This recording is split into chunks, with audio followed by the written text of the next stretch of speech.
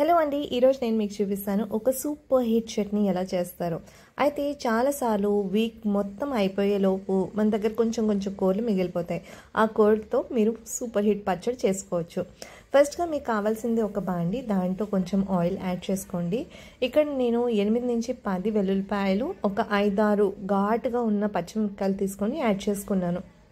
నా దగ్గర సొరకాయ, దొండకాయ ఇవి కొంచెం కొంచెం మిగిలిపోయినాయి. వీటితో ఏమీ చేయలేను, కూర కూడా చేయలేను కాబట్టి చిన్న ముక్కలుగా కట్ చేసి దీంట్లో యాడ్ చేసుకున్నాను.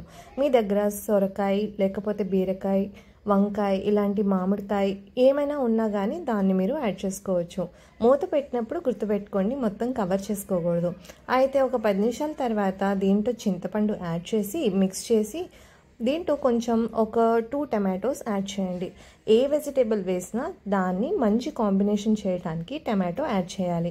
టమాటోస్ ఒక 10 నిమిషాలు మగ్గిన తర్వాత మంచిగా మిక్స్ చేసేసుకొని మన దగ్గర కొత్తిమీర కాడలు ఏవైతే మిగిలిపోతాయో లాస్ట్లో ఎండింగ్లో ఉంటాయి, అవి మనం చాలాసార్లు పారేస్తాము.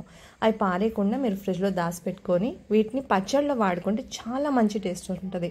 అయితే కొత్తిమీర వేసిన తర్వాత ఒక 5 మినిట్స్ మాత్రమే దీన్ని పొయ్యి మీద ఉంచండి. దాని తర్వాత మిక్స్ చేసి పక్కన పెట్టేసుకొని చల్లారి పెట్టుకొని మిక్సీ గ్రైండర్లో వేసుకొని గ్రైండ్ చేసుకోవాలి. అయితే ఇక్కడ నేను 1 స్పూన్నర సాల్ట్, కొంచెం పసుపు యాడ్ చేస్తున్నాను. ఇప్పుడు పచ్చడిని మనం గ్రైండ్ చేసుకుందాం. గ్రైండ్ చేసేటప్పుడు మీరు 80 to 90% మీరు గ్రైండ్ చేసుకోవచ్చు. ఒకవేళ మీరు కూరలు పచ్చిగా తినడం ఇష్టమే అని అంటే 60% గ్రైండ్ చేసుకున్నా చాలా బాగుంటుంది. చూసారు కదా, పచ్చడి రెడీ అయింది. ఇప్పుడు దీంట్లోకి మనం తాలింపు రెడీ చేసుకుందాం. ఇందాక ఆల్రెడీ తీసుకున్న బాండీలోనే కొంచెం ఆయిల్ యాడ్ చేసి మినపప్పు, జీలకర్ర, ఆవాలు యాడ్ చేసుకోండి.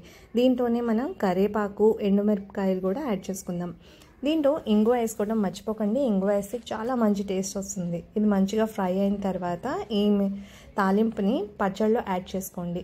అయితే ఈ పచ్చడిని 2 నుంచి 3 రోజుల వరకు వాడుకోవచ్చు. ఫ్రిడ్జ్లో పెట్టుకొని మీరు యూజ్ చేసుకోవచ్చు. ఈ పచ్చడిని మీరు దోశ, ఇడ్లీ, చపాతీ, ఉప్మా వీటన్నిటితో, అన్నంతో కూడా చాలా బాగుంటుంది. మోస్ట్లీ చాలా వరకు చాలామంది ఆంధ్రాలో అన్నంతోనే తింటారు. సో మీకు కనుక ఈ వీడియో నచ్చితే మీరు డెఫినెట్గా ట్రై చేసి నాతో కమెంట్లో షేర్ చేసుకోండి. Thank you so much for watching. Until then take care.